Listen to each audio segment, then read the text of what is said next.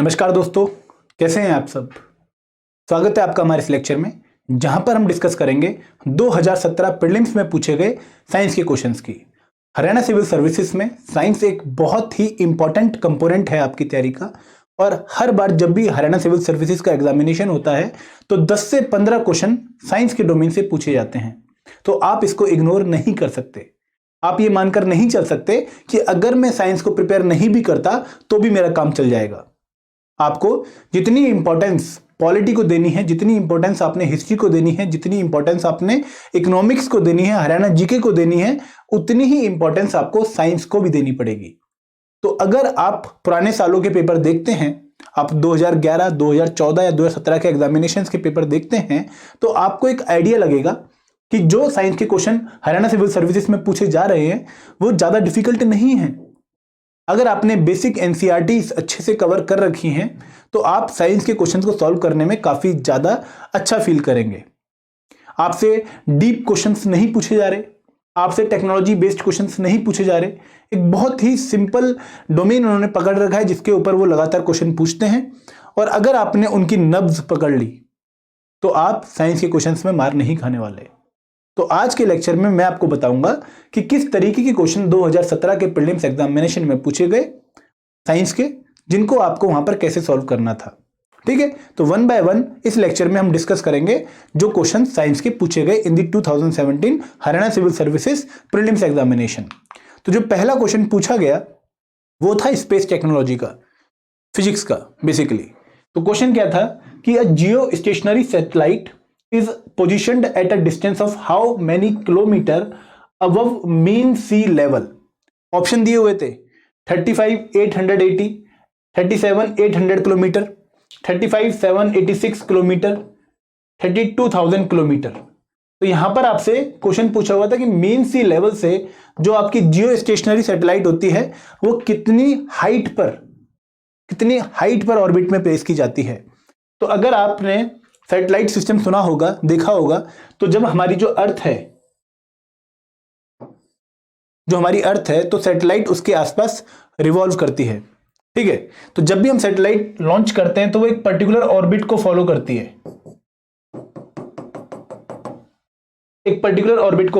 है, that orbit can be a polar orbit, और it can be a geostationary orbit, और it can be a geosynchronous orbit, और it can be any other type of orbit. There are multiple types of orbit. तो आपको particular एक orbit के बारे में पूछा गया जिसमें जियो स्टेशनरी की बात करी गई है। किसकी? जियो स्टेशनरी की। तो जब मैंने बोला कि there are multiple types of orbit, तो मेरा कहने का मतलब क्या है कि जब आप ऑर्बिट को शेप्स के बेसिस पे क्लासिफाई करते हो तो it can B circular, it can B elliptical. जब आप ऑर्बिट को क्लासिफाई करते हो कि उसके सेंटर में कौन सा ऑब्जेक्ट है जिसके आसपास सैटेलाइट रिवॉल्व कर रहा है, तो it can be geocentric satellite और it can be heliocentric satellite. अगर वो अर्थ के आसपास घूम रही है तो वो आपकी क्या है? जियोसेंट्रिक। अगर वो सन के आसपास घूम रही है तो इट कैन बी हीलियोसेंट्रिक।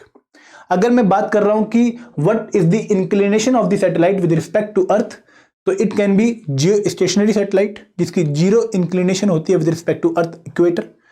अगर हम बात करें जियो सिंक्रोनस की, उसकी लगभग 25 से लेकर 26 डिग्री इंक्लिनेशन होती है। और अगर हम बात करें पोलर ऑर्बिट की, तो उसकी इंक्लिनेशन आपकी 70 से 90 डिग्री वेरी करती है। तो इंक्लिनेशन के हिसाब से आपकी डिफरेंट क्लासिफिकेशन आ जाती है। तो जो आपकी जियो स्टेशनरी सैटेलाइट पर्टिकुलर क्वेश्चन में पूछी गई है, वो सैटेलाइट आपकी इक्वेटर के जस्ट ऊपर प्लेस की जाती है। मतलब क्या कि उसकी जो इंक्लिनेशन है वो इक्वेटर से 0 डिग्री होती है। अगर आप इक्वेटर को स्ट्रेच कर दो, ऊपर लेके जाओ, तो 3600 किलोमीटर अप्रोक्सीमेटली या 35,786 किलोमीटर अप्रोक्सीमेटली की अगर हम बात करें, तो अगर आप इक्वेटर को ऐसे स्ट्रेच करो एक पर्टिकुलर ऑर्बिट में, तो जो इतनी हाइट के बाद जो ऑर्बिट बनेगा वो आपका क्या है? जियो स्टेशनरी ऑर्बिट। और जनरली इस ऑर्बिट में हम कम्युनिकेशन सैटेलाइट्स को प्लेस करते हैं। ये वो सैटेलाइट्स हैं जो हमारी टेलीकम्युनिकेशंस में हेल्प करती हैं। और जियो स्टेशनरी सैटेलाइट्स में हम क्या एडवांटेज लेते हैं? उसमें एडवांटेज ये होता है कि ये जो जियो स्टेशनरी सैटेलाइट्स हैं, ये अर्थ से, अगर हम किसी भी पॉइंट से अर्थ से इसको देख रहे हैं तो ये हमें स्टेशनरी दिखाई देती हैं। ये हमें स्टेशनरी दिखाई देती है हर टाइम पर। क्योंकि ये जो सैटेलाइट जो इस पर्टिकुलर हाइट पे हमने ऑर्बिट में प्लेस करी हैं, ये अर्थ का चक्कर 24 घंटे में लगाती हैं, उसी टाइम में जितने में अर्थ अपने एक्सिस के अराउंड रोटेट करती है। तो जितने टाइम में अर्थ अपने एक्सिस में रोटेट करती है उतने ही टाइम में ये आपके अर्थ का चक्कर लगाती है। तो अर्थ के किसी भी पॉइंट पे ये आपको स्टेशनरी दिखाई देंगी। तो इसका फायदा क्या है कि आप एंटीना एक पर्टिकुलर डायरेक्शन में ही रख सकते हैं। तो इस क्वेश्चन में जो आपसे जियो स्टेशनरी सैटेलाइट के बारे में पूछा गया, तो वहां पर आपको हाइट बतानी थी कि कितनी हाइट पे हम जियो स्टेशनरी सैटेलाइट्स को प्लेस करते हैं। तो वो हाइट कितनी है? 35,786 किलोमीटर। ठीक है, तो आपको ऑर्बिट्स के बारे में हल्की फुल्की इंफॉर्मेशन होनी चाहिए, और खासकर उस ऑर्बिट के बारे में जो कि रिसेंटली न्यूज में था। अगर पोलर ऑर्बिट PSLV ने कोई मिसाइल लॉन्च करी तो वो पोलर ऑर्बिट में जाएगी, तो आपको उसके बारे में पता होना चाहिए। अगर GSLV जियो सिंक्रोनस सैटेलाइट लॉन्च व्हीकल ने कोई मिसाइल लॉन्च करी तो उसके बारे में आपको पता होना चाहिए। ये आपकी एक बेसिक अंडरस्टैंडिंग है कि जो चीज न्यूज में है उसको आपको अच्छे से सब्जेक्ट वाइज प्रिपेयर करना है। ठीक है, अगला क्वेश्चन देखते हैं। क्वेश्चन क्या है? A vector is a physical quantity which has. देखो, one of the very basic question, अगर हम फिजिक्स की स्टार्टिंग करते हैं, ठीक है, अगेन मैं आपको एक डायग्राम के थ्रू एक्सप्लेन करता हूं। जब हम फिजिक्स की स्टार्टिंग करते हैं सबसे पहले हम पढ़ते हैं मोशन, और मोशन का हम क्या डेफिनेशन देते हैं कि relative change in position of a body is called motion. अगर किसी पर्टिकुलर ऑब्जेक्ट की रिलेटिव पोजीशन चेंज हुई है तो वो मोशन में था। जैसे एक गाड़ी मूव कर रही है, जैसे हवा मूव कर रही है, जैसे मैं मूव कर रहा हूं, तो आई एम इन मोशन। तो जो मोशन है इसको हम डिफरेंट क्वांटिटी से एक्सप्लेन करते हैं। तो जब हम मोशन के एसोसिएटेड टर्म देखते हैं तो कौन कौन सी टर्म हमें दिखती है? डिस्टेंस, डिस्प्लेसमेंट,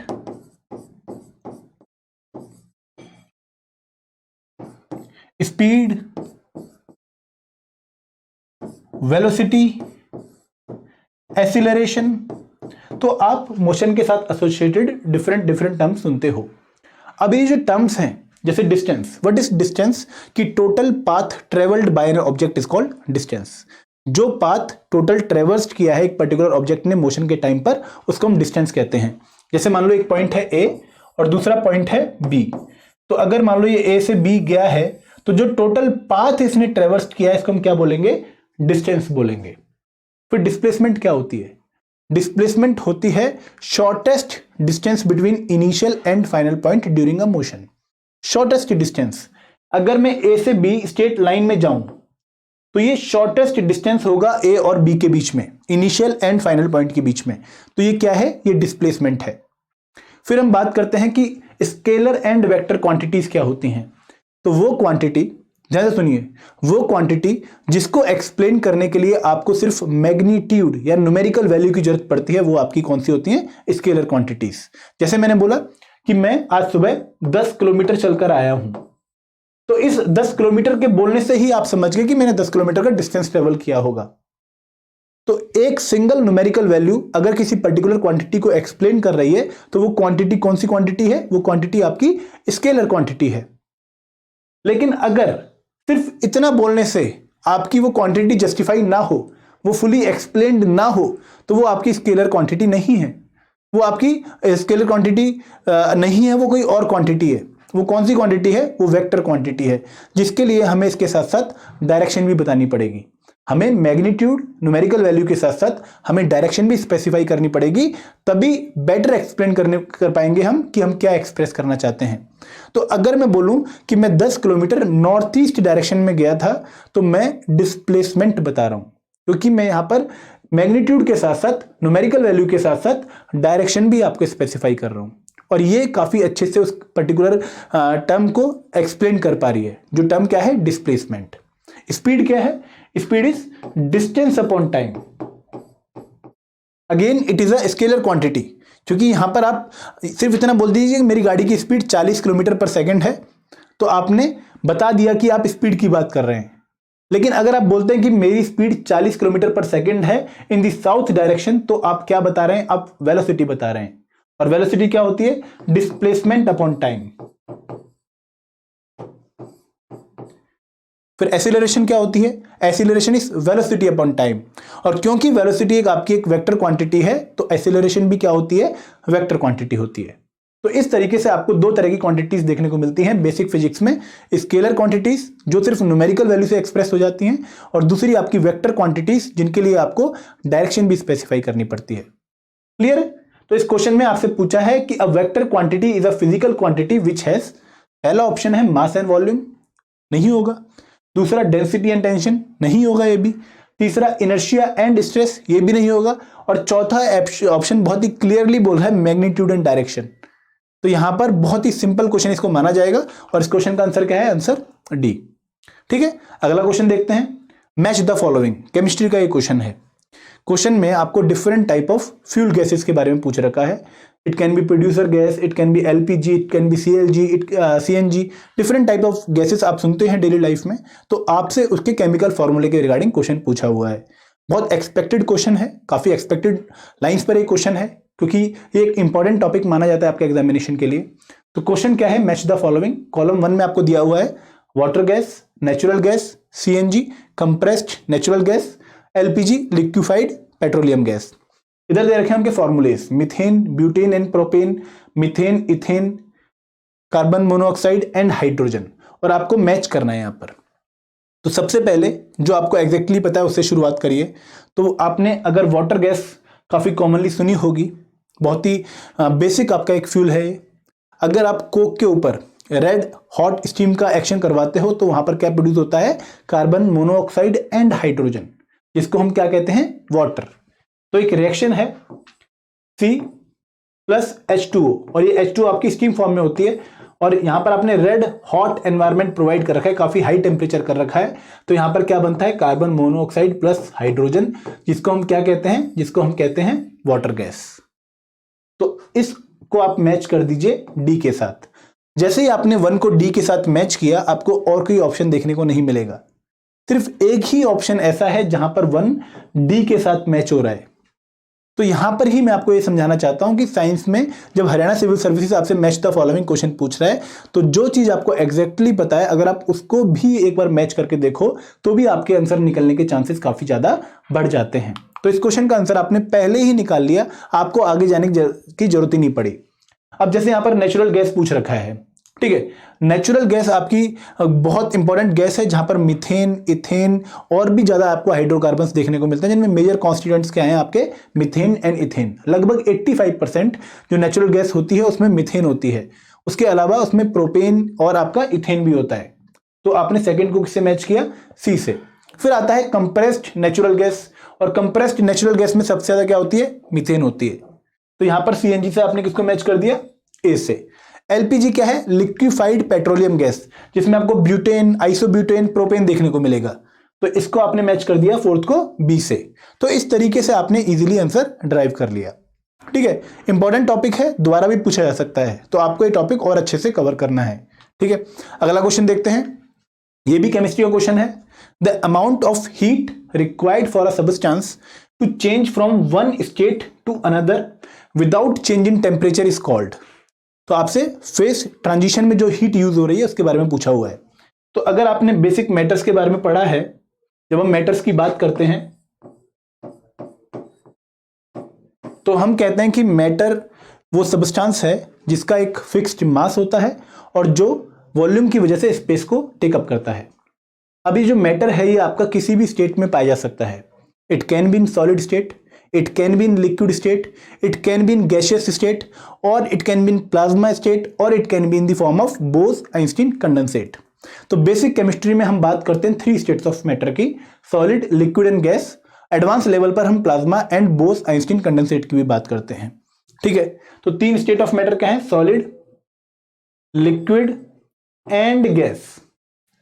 ठीक है, अब जो सॉलिड है अगर ये मेल्ट हो जाए, मेल्टिंग प्रोसेस हो, तो ये लिक्विड में कन्वर्ट हो जाएगा। सिमिलरली अगर लिक्विड आपका फ्रीज हो जाए तो वो सॉलिड में कन्वर्ट हो जाएगा। तो ये क्या है? Basically face transition, state transition. तो इस पर्टिकुलर ट्रांजिशन में अगर मान लो एक सॉलिड हीट लूज करता है तो वो मेल्ट होगा और लिक्विड फॉर्म में कन्वर्ट होगा।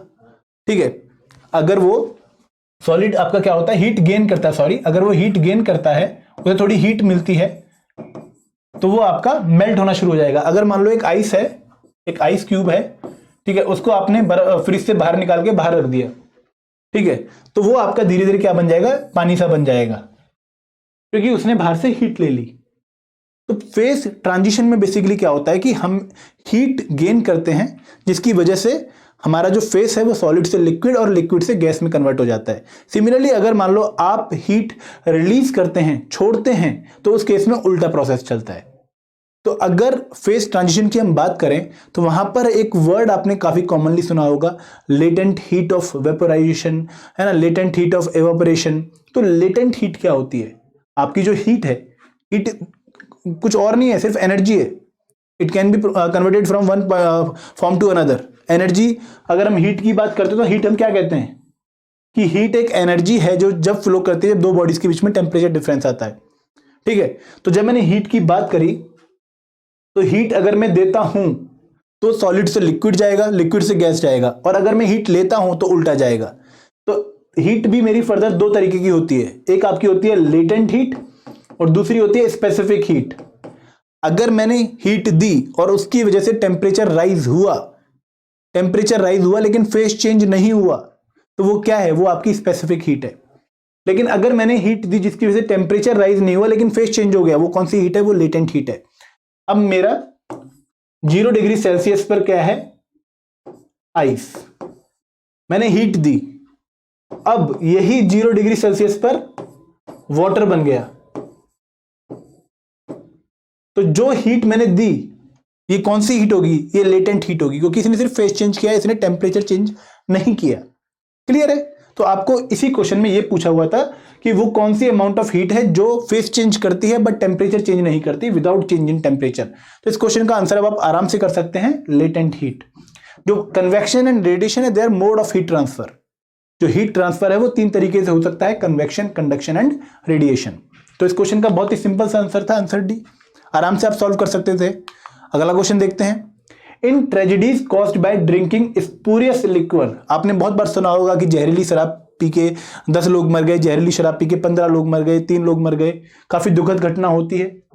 तो वहां पर पूछा होगा कि जो जहरीली शराब की हम बात कर रहे हैं, जो हम स्पूरियस लिक्वर की बात कर रहे हैं, उसमें कौन सा केमिकल होता है। The active agent causing such tragedies is.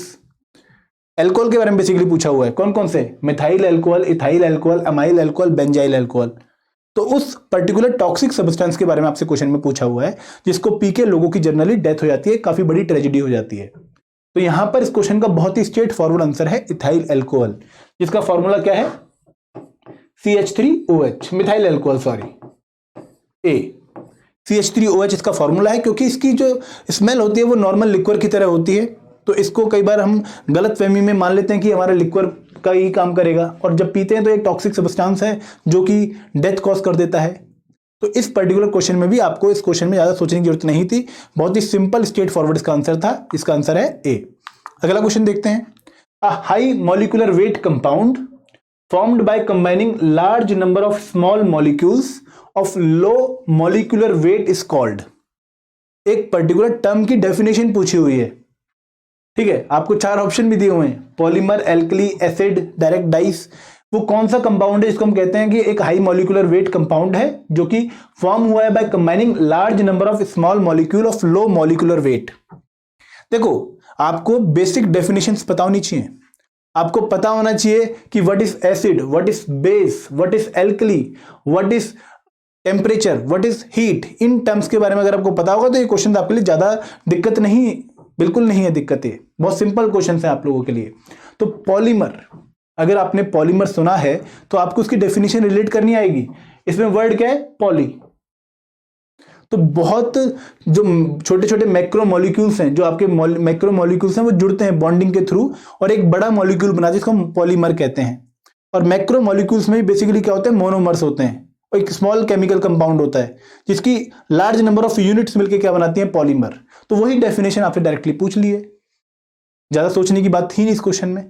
तो इस क्वेश्चन का आंसर भी क्या है, आंसर ए। अब देखते हैं 7th question. Again match the following question है, और इस क्वेश्चन में हल्का सा डाउट भी था, ठीक है। क्वेश्चन क्या है कि आपसे कुछ साइंटिस्ट के नाम पूछे हुए थे और उनकी कंट्रीब्यूशन के रिगार्डिंग आपको मैच करना था कि कौन से साइंटिस्ट ने कौन सी पर्टिकुलर डिस्कवरी करी है। तो इस क्वेश्चन में हल्का सा डाउट था, लेकिन हम डाउट को साइड रख के इस क्वेश्चन से यूजफुल इंफॉर्मेशन निकालने की कोशिश करेंगे। हमारा बेसिक पर्पस यही रहेगा, ठीक है। तो क्वेश्चन क्या था कि Louis Pasteur, Alexander Fleming, Rutherford, Roentgen, इनके सामने डिस्कवरीज थी, splitting of atom and discovery of proton, discovery of x-rays, enzyme lysosome की खोज और एंटीबायोटिक्स की खोज। तो आपको सबसे पहले उस चीज से स्टार्ट करना है जो आपको लीस्ट या जो आपको बेस्ट पता है, जो आपको बेस्ट पता है उससे स्टार्ट करिए, जो आपको 100% पता है। तो अलेक्जेंडर फ्लेमिंग का नाम पेनिसिलिन या एंटीबायोटिक्स हम सबसे ज्यादा सुनते हैं। बहुत ही कॉमन हमें ये बात पता होती है कि जो पहली एंटीबायोटिक थी वो 1929 में पेनिसिलिन अलेक्जेंडर फ्लेमिंग ने खोजी। तो अलेक्जेंडर फ्लेमिंग का नाम हम एंटीबायोटिक से सबसे पहले जोड़ देते हैं। तो हमें क्या लगता है कि सेकंड का ऑप्शन डी होना चाहिए। तो कहां कहां पर सेकंड का डी आता है? तो यहां पर एक ही ऑप्शन ऐसा है जहां पर सेकंड में डी आता है। तो आगे तो जाने की जरूरत ही नहीं है। लेकिन इस क्वेश्चन में डाउट क्या था? डाउट यह था कि जो एंजाइम लाइसोसोम है, सॉरी इसका स्पेलिंग जाइम है ऐसे, तो जो ये था इसको भी खोजा किसने था? इसको भी अलेक्जेंडर फ्लेमिंग ने खोजा था। तो यहां पर बच्चे कंफ्यूज हो गए थे। बट अगेन जो लुईस पास्चर है ये भी बहुत इंपॉर्टेंट आपके एक बोटनिस्ट थे जिन्होंने वैक्सीनेशन की खोज करी, रेबीज के वैक्सीन की खोज करी, इन्होंने पास्चराइजेशन प्रोसेस की खोज करी। तो इनका भी काफी इंपॉर्टेंट नेम है, लेकिन इस क्वेश्चंस में उनके रिलेटेड आपको पॉइंट्स देखने को नहीं मिलेंगे। तो यहां पर इस पर्टिकुलर पॉइंट से आप क्वेश्चन सॉल्व करके आंसर लगा के आ सकते थे, बट ये आपका एक थोड़ा कंट्रोवर्शियल सा क्वेश्चन था। रदरफोर्ड साहब बहुत ही फेमस हैं एटॉमिक केमिस्ट्री में। इन्होंने खोज करी थी कि जो आपका एटम है ना, वो प्लम प्रूनिंग मॉडल को फॉलो नहीं करता है। इसमें पॉजिटिवली चार्ज पार्टिकल आपके हर जगह देखने को नहीं मिलेंगे। वो कंसंट्रेटेड है एक बहुत ही स्मॉल एरिया में जिसको हम न्यूक्लियस कहते हैं, और ये न्यूक्लियस आपका सेंटर में जनरली एटम के लाई करता है। तो रदरफोर्ड ने splitting of atom and discovery of proton करी थी। रॉइंगटन साहब इन्होंने तो डिस्कवरी ऑफ एक्सरे करी थी पहली बार। तो बाकी सब मैच हो रहे हैं, लेकिन लुईस पास्चर का थोड़ा सा कंट्रोवर्शियल वाला एस्पेक्ट था। अगला क्वेश्चन देखते हैं। इस क्वेश्चन का आंसर क्या है?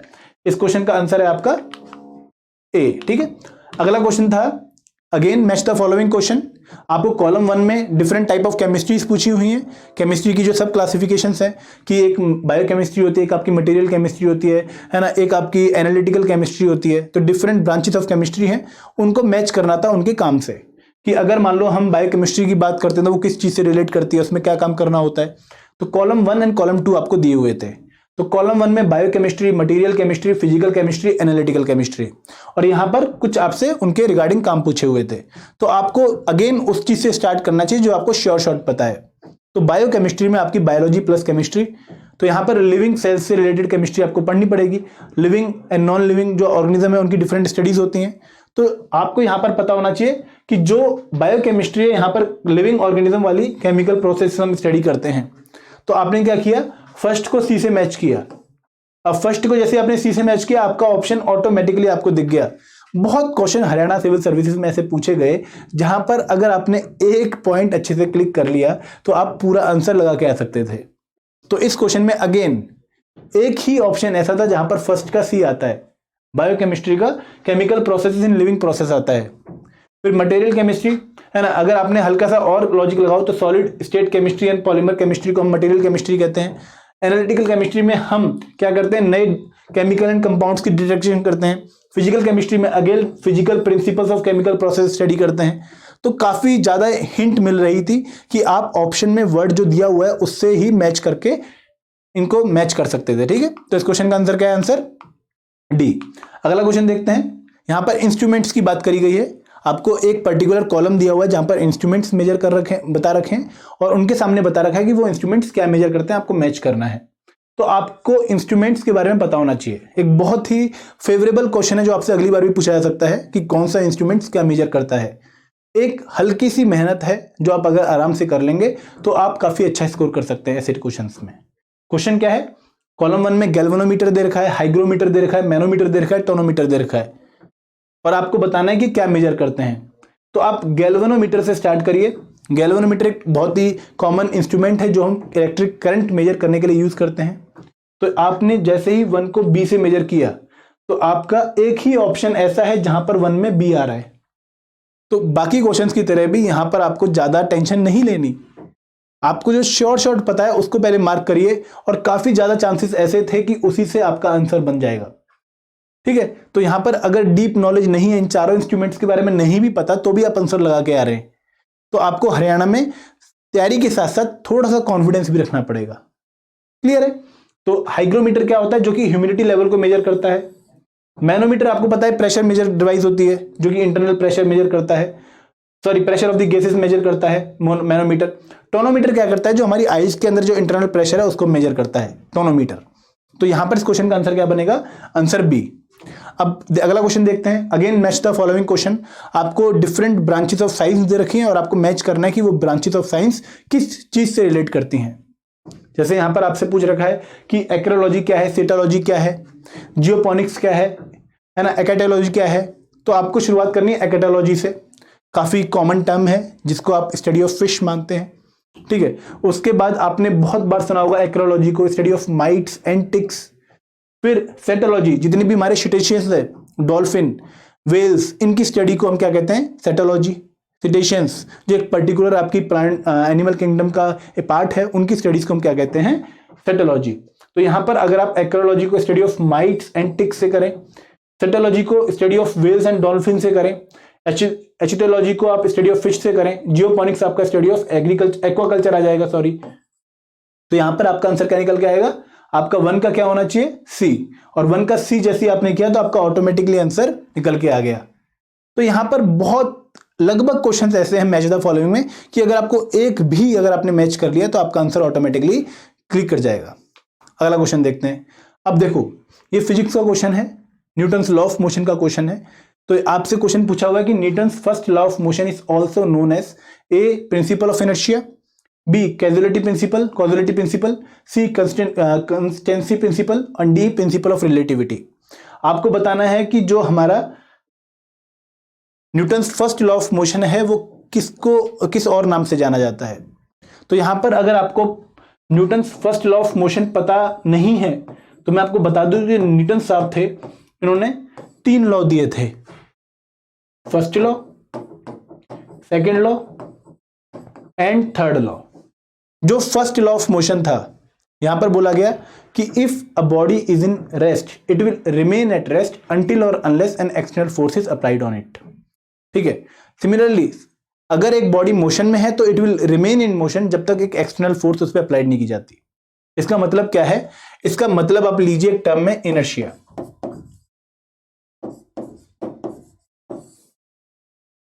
इनर्शिया एक टर्म है जो सिग्निफाई करती है कि अगर मान लो एक बॉडी एक पर्टिकुलर स्टेट में है तो वो रेसिस्ट करती है अपने स्टेट के चेंज को। कि अगर मान लो आप बैठे हुए हो और मैं आके आपको धक्का मारूं तो आप नहीं उठना हिलना चाहते, आपकी बॉडी नहीं मूव करना चाहती, तो आप रेसिस्ट करते हो मेरे द्वारा दी गई मूवमेंट को। तो बेसिकली आपकी बॉडी का इनर्शिया है जो अपोज कर रहा है मूवमेंट को। अगर मान लो आप मूव कर रहे हो, आप रुकना नहीं चाहते और मैं आपको जबरदस्ती रोकता हूं तो आपकी बॉडी का इनर्शिया आपको रुकने नहीं देगा। तो इनर्शिया एक वो स्टेट है जो कि दूसरे स्टेट में बॉडी को चेंज होने से रोकता है, प्रिवेंट करता है। तो जो बॉडी का इनर्शिया है, अगर आपने उसको काउंटर करना है तो आपको उससे ज्यादा फोर्स देनी पड़ेगी। तो फोर्स बेसिकली अगर हम किसी पर्टिकुलर ऑब्जेक्ट पे देते हैं तो वो 3 तरीके से एक्ट कर सकती है। वो उस पर्टिकुलर ऑब्जेक्ट को मोशन में लेकर आ सकती है, अगर मोशन में है तो वो उसको रोक सकती है, और अगर हम फोर्स थोड़ी डिफरेंट तरीके से लगाएं तो वो मोशन की डायरेक्शन चेंज कर सकती है। तो यहां पर अगर आपको फर्स्ट लॉ पता है तो वहां पे क्या स्टेटमेंट दी गई है कि अगर मान लो एक बॉडी रेस्ट पर है तो it will remain in rest until और अनलेस मैं इसमें एक्सटर्नल फोर्स अप्लाई नहीं करता। Similarly if this particular body is moving it will remain in motion जब तक मैं इसे एक्सटर्नल फोर्स लगा के रोक नहीं देता। या फिर इसमें कंसेप्ट और क्या कह सकते हैं कि एक बॉडी का जो इनर्शिया है उसको अगर आपने ओवर पावर करना है तो आपको फोर्स एक्सटर्नल लगानी पड़ेगी। तो इस particular first law of motion को लॉ ऑफ इनर्शिया भी कहते हैं। सेकंड लॉ ऑफ मोशन क्या होता है कि जितनी ज्यादा आप फोर्स लगाएंगे उतनी ज्यादा एक्सेलरेशन होगी। Force is equal to mass into acceleration. Third law of motion क्या कहता है कि for an every action there is equal and opposite reaction. ठीक है, तो ये 3 लॉ ऑफ मोशंस थे। तो इस क्वेश्चन में आपका स्ट्रेट फॉरवर्ड आंसर है आंसर ए। अगला क्वेश्चन देखते हैं, which of the following is not. सबसे पहले नॉट को गोला मार लीजिए, ये आपका मेन काम होना चाहिए। क्वेश्चन ध्यान से पढ़ो और क्वेश्चन में देखोगे क्या पूछा है। यहां पर पूछा है कि कौन सा इनमें से एक रेडियो एक्टिव पार्टिकल नहीं है। रेडियो एक्टिव पार्टिकल क्या होते हैं? जो आपके रेडियो एक्टिव डीके में एमिट होते हैं या रेडियो एक्टिव चेंजेस में एमिट होते हैं। It can be alpha, beta और गामा, बट डेल्टा कोई रेडियो एक्टिव पार्टिकल नहीं है। डेल्टा तो एक बेसिक सिंबल है जो हम यूज करते हैं मैथमेटिक्स और फिजिक्स में। तो तो डेल्टा आपका रेडियो एक्टिव पार्टिकल नहीं है। Alpha, beta and gamma they are main radioactive elements और मेन रेडियो एक्टिव रेडिएशंस। तो इस क्वेश्चन का आंसर क्या होना चाहिए था? Answer B. अगर आप थोड़ी सी भी कॉमन सेंस यूज करते इस क्वेश्चन में आपको दिक्कत नहीं होने वाली थी। ठीक है, अगला क्वेश्चन देखिए। यहां पर एक न्यूक्लियर फिजिक्स के पूरे प्रोसेस के बारे में पूछा हुआ है कि when the nucleus of uranium is bombarded with neutron it breaks up into two of nearly equal masses, this process is called. देखो, अगर आपने न्यूक्लियर चेंजेस देखे होंगे या सुने होंगे तो वो आपने दो तरीके के सुने होंगे। एक है न्यूक्लियर फ्यूजन और दूसरा होता है न्यूक्लियर फिजन। अगर इन वर्ड का लिटरल मीनिंग ही आप सोचो, फ्यूजन में क्या होगा कि दो एलिमेंट जुड़ रहे होंगे, दो एटम्स जुड़ रहे होंगे। तो अगर मान लो दो लाइटर न्यूक्लियाई आपस में जुड़ते हैं तो उससे एक हैवियर न्यूक्लियाई बनता है, उसके साथ साथ आपकी और एनर्जी रिलीज होती है। तो अगर आपने सन में ये प्रोसेस सुना होगा तो वहां पर जो आपके हाइड्रोजन न्यूक्लियाई हैं ये दो मिलके एक हीलियम न्यूक्लियाई बनाते हैं और जिसमें बहुत vast amount of energy release होती है। वो प्रोसेस क्या है? वो फ्यूजन प्रोसेस है। अब फ्यूजन में क्या होता है? फ्यूजन का मतलब होता है टूटना। तो यहां पर एक heavier nuclei, it can B uranium 238, uranium 235, thorium 232, plutonium 239, जो हैवियर न्यूक्लियाई हैं, अनस्टेबल न्यूक्लियाई हैं। जब इनको हम न्यूट्रॉन से बम्बार्ड करवाएंगे तो ये डिसइंटीग्रेट होते हैं, टूटते हैं इनटू टू लाइटर न्यूक्लियाई, और उस प्रोसेस को हम कहते हैं फ्यूजन, टूटना। और इस पर्टिकुलर प्रोसेस में भी काफी ज्यादा अमाउंट ऑफ एनर्जी रिलीज होती है। तो इस क्वेश्चन का आंसर क्या होगा? फ्यूजन। बहुत ही स्ट्रेट फॉरवर्ड इसका आंसर है। तो आपको बहुत ज्यादा डीप में नॉलेज नहीं चाहिए, आपको बस बेसिक नॉलेज पता होनी चाहिए, आपने एनसीईआरटी चीजें कवर कर रखी होनी चाहिए। अगला क्वेश्चन देखिए, why is radio carbon dating not good for material more than 30,000 year old. अगर मान लो कोई मटेरियल 30,000 सालों से ज्यादा पुराना है तो उसकी अगर हमने एज फाउंड करनी है तो हमें रेडियो एक्टिव कार्बन डेटिंग नहीं करनी चाहिए। ऐसा एक क्वेश्चन पूछता है कि ऐसा क्यों नहीं करना चाहिए, क्या लॉजिक हो सकता है इसके पीछे। आपको चार ऑप्शन दिए गए। Because all animal emitted radio carbon before that time, illogical statement. Because radio carbon was not present anywhere before that time, बिल्कुल illogical statement. Because the amount of C14 become almost immeasurably small in 30,000 year, थोड़ी logical है। Because carbon extraction was not before, बिल्कुल illogical. तो यहां पर आपने थोड़ा सा सेंस लगाना था कि कौन सी स्टेटमेंट किस तरीके का सेंस बनाती है। जनरली जो हमारी रेडियो कार्बन डेटिंग है ये हम एज फाउंड करने के लिए किसी पर्टिकुलर मटेरियल की यूज करते हैं, और जनरली 30,000 सालों के बाद जो कार्बन अमाउंट उस पर्टिकुलर बॉडी में प्रेजेंट रहता है वो बहुत ही मिनिस्कल अमाउंट का होता है, बहुत ही लिटिल अमाउंट का होता है। इसको हम मेजर करना मुश्किल पा लेते हैं। अगर मान लो कोई पर्टिकुलर एलिमेंट हमें मिला है, कोई पर्टिकुलर चीज हमें मिली है, तो उसमें हम कार्बन के अमाउंट से ये कैलकुलेट करने की कोशिश करते हैं कि कितनी पुरानी है।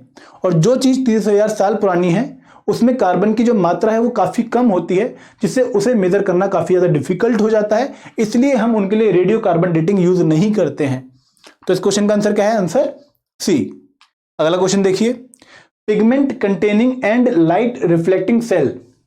अभी बायोलॉजी का क्वेश्चन है, ठीक है। कुछ आपने पर्टिकुलर ऐसे सेल्स देखे होंगे जो कि पिगमेंट कंटेन करते हैं और रिफ्लेक्ट करते हैं लाइट को। इन पिगमेंट्स को हम क्या कहते हैं? इन पिगमेंट्स को हम कहते हैं क्रोमेटोफोर, ठीक है। काफी सिंबॉलिक टर्म्स हैं, आपको ल्यूकोप्लास्ट, क्लोरोप्लास्ट, क्रोमोप्लास्ट इनके बीच में कंफ्यूजन लगेगी, बट एक पर्टिकुलर पिगमेंट को जो कि लाइट कंटेन करता है, उसको रिफ्लेक्ट करता है, उसको हम क्या कहते हैं? क्रोमेटोफोर। अगला क्वेश्चन देखिए, बायोलॉजी का ही क्वेश्चन है। What kind of microorganism are there in nitrogen fixing bacteria. तो जो different types of nitrogen fixing bacterias हैं उनमें कौन सा माइक्रो ऑर्गेनिज्म हमें देखने को मिलता है? तो जो आपके बैक्टीरिया है उसमें आपको eukaryotic cells and prokaryotic cells दोनों देखने को मिल सकते हैं। लेकिन जिन बैक्टीरियाज में प्रोकैरियोटिक सेल होता है, प्रोकैरियोटिक माइक्रो ऑर्गेनिज्म होता है, प्रोकैरियोटिक माइक्रो ऑर्गेनिज्म होता है, उनमें हमें नाइट्रोजन फिक्सेशन कैपेसिटी ज्यादा देखने को मिलती है। तो प्रोकैरियोटिक माइक्रो ऑर्गेनिज्म का मतलब क्या है कि ये वो ऑर्गेनिज्म है जो कि यूनिसेलुलर है, ठीक है।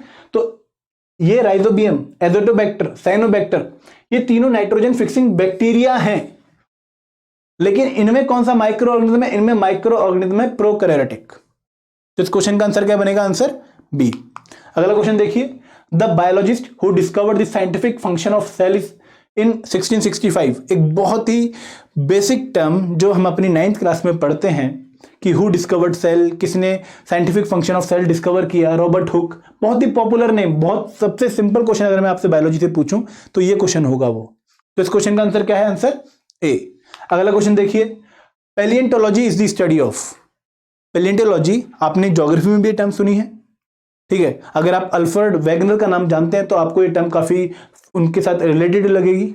हम उनको पैलिएंटोलॉजिस्ट कहते हैं और ये वो लोग हैं जो प्लांट एंड फॉसिल्स की स्टडी करते हैं, प्लांट एंड एनिमल फॉसिल्स की, और उनसे आइडेंटिफाई करते हैं कि किस टाइप का कल्चर था, किस टाइप का एनवायरमेंट था उस पर्टिकुलर टाइम पर। पैलिएंटोलॉजी, ठीक है। तो इस क्वेश्चन का आंसर क्या है? Answer A. अगला क्वेश्चन देखिए, एमिटोफोबिया एक पर्टिकुलर टर्म है। फोबिया का मतलब क्या होता है कि जिस चीज से हमें डर लगता है, किसी को सांप से डर लगता है, किसी को किसी पर्टिकुलर चीज से डर लगता है। तो यहां पर उसी एक फियर के बारे में क्वेश्चन पूछा हुआ है कि एमिटोफोबिया इज द फियर ऑफ, ये किस चीज का डर है? तो एमिटोफोबिया डिफिकल्ट क्वेश्चन में आएगा क्योंकि जनरली हम इतने सारे फोबियाज को याद नहीं कर सकते, हम इनके प्रिपेयर होकर नहीं जा सकते। तो ये एक इक्का दुक्का क्वेश्चन आपको देखने को मिलेगा जहां पर आप थोड़ा डिफिकल्टी फेस करेंगे, और मेरी सलाह यह रहेगी कि गलत मार्क करने से बचें, और अगर नहीं आता है क्वेश्चन तो इसे अवॉइड करें अटेम्प्ट करना। देखो 100 क्वेश्चन पूछे जा रहे हैं, लगभग 75 प्लस क्वेश्चन आपको ठीक करने हैं। तो इनमें से पेपर में 10 से 12 क्वेश्चन ऐसे मिलेंगे जो आपको काफी टफ लगेंगे। तो इट इज एडवाइजेबल कि आप इनको अटेम्प्ट ना करें, रॉन्ग अटेम्प्ट तो बिल्कुल भी ना करें। अगर आपको लगता है कि आपको बिल्कुल ही नहीं पता इनके बारे में तो अवॉइड करें इनको आंसर करना। तो एमिटोफोबिया डिफिकल्ट क्वेश्चन था, बिल्कुल था, और इसका आंसर क्या है? इसका आंसर है फियर ऑफ वॉमिटिंग। तो यहां पर ये टर्म्स आपको बाद में ज्यादा थोड़ी आसान हो जाती है एक्सप्लेन करनी, लेकिन पेपर में इनको पहले से पता होना काफी डिफिकल्ट होता है कि बाय चांस आपको कोई फोबिया पता था और वही पेपर में आपको दिख गया, ठीक है। तो इस क्वेश्चन का आंसर क्या है? Answer A. तो ये थी हमारी साइंस की डिस्कशन हरियाणा सिविल सर्विसेज के 2017 के प्रीलिम्स के पेपर की। तो इस तरीके से और भी सब्जेक्ट की डिस्कशन मैं आप लोगों के लिए लेकर आऊंगा, लेकिन आप लोगों से एक ही बहुत इंपॉर्टेंट मेरी एक रिक्वेस्ट है कि प्लीज हमारे चैनल को सब्सक्राइब करिए, प्लीज हमारे टेलीग्राम चैनल का हिस्सा बनिए। उसके जो डिस्क्रिप्शन है वो आपको नीचे दिए गए डिस्क्रिप्शन बॉक्स में मिल जाएगी, उनका लिंक आपको डिस्क्रिप्शन बॉक्स में मिल जाएगा। और इस चैनल को पॉपुलर करिए ताकि मैं आप लोगों के लिए और अच्छी अच्छी वीडियोस लेके आए और जो सिविल स्टेप है वो आप लोगों की तैयारी को काफी अच्छा कर सके। Thank you very much. जय हिंद, जय भारत।